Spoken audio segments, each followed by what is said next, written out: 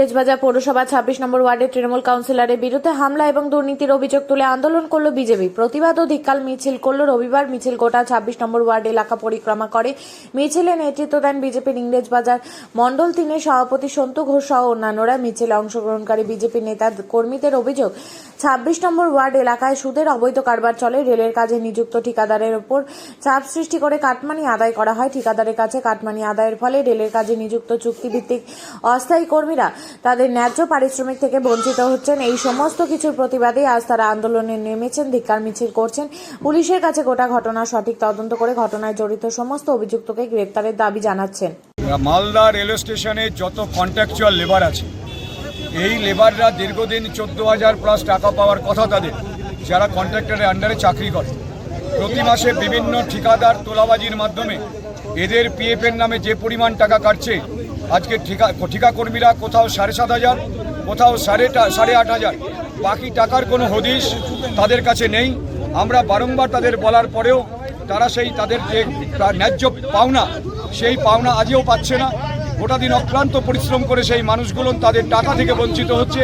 ঠিকাদারকে বলতে গেলে ঠিকাদার বলছে আমাদের এখানকার কাউন্সিলর যারা আছে, একজন নয় সেভারেল কাউন্সিলর যারা আছে, তাদেরকে কাটমানি দিতে হয় বলে আমরা তাদেরকে পুরো টাকা দিতে পারি না। কদিন আগে আমি ব্যক্তিগত স্তরে ঠিকাদার সাথে কথা বলেছি, তাদের সাথে বসতে চেয়েছিলাম, কিন্তু তারা ভয়ে বসতে পারছে না, কারণ তাদের এখনও দাপট চলছে।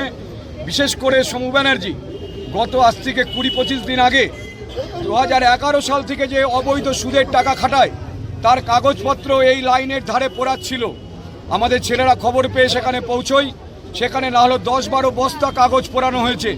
পুলিশের গাড়ি আসার পরে সমু ব্যানার্জি এবং তার দলবল এখান থেকে লাইন টপকে পালিয়ে যায়। তাদের ধরা পড়েনি। থানার কাছে 4 বস্তা সেই পোড়া কাগজ ইংলিশবাজার থানায় জমা আছে, পুলিশ তুলে নিয়ে যায়। তারপরে সমু ব্যানার্জিকে গ্রেপ্তার করা হয়নি।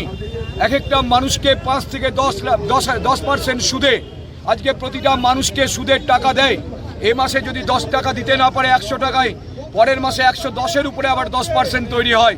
আমি থানাকে বারংবার জানিয়েছি যে এই সমু ব্যানার্জিকে অবিলম্বে গ্রেপ্তার করতে হবে, এবং মানুষ জানে না কত টাকা তার লোন আছে, তার খাতায় লিখে রাখা হয়, এবং মানুষকে প্রতিনিয়ত এই সুদের জালে আর জর্জরিত করেছে আমাদের সমু ব্যানার্জি, আর তার সাথ দিয়েছে আমার 26-এর কাউন্সিলর।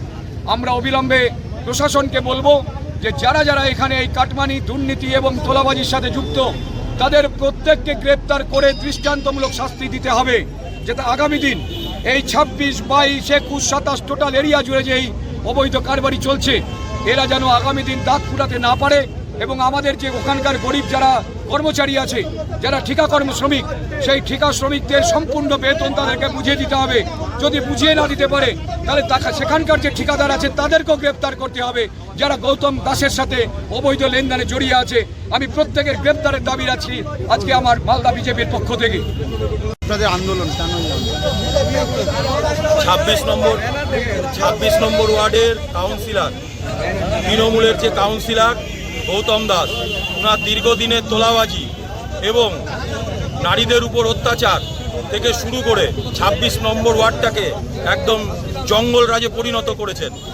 এবং 2-3 দিন আগে ওনার স্যাকরেল, এবং উনি বাইরে দাঁড়িয়ে থেকে ওনার স্যাকরেলকে দিয়ে আমাদের বিজেপির শক্তি প্রমুখের বাড়িতে ঢুকে তাকে মারধর করে এবং কর্মীদের ঠেট দেয়।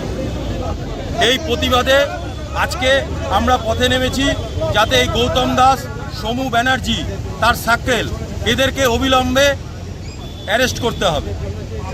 থানায় তো অভিযোগ করেছেন? থানায় আমাদের অভিযোগ করা আছে। বিষয় হচ্ছে এক মিনিট, নামটা বলুন। আমার নাম সন্তু ঘোষ, আমি ইংলিশবাজার মণ্ডল 3-এর প্রেসিডেন্ট।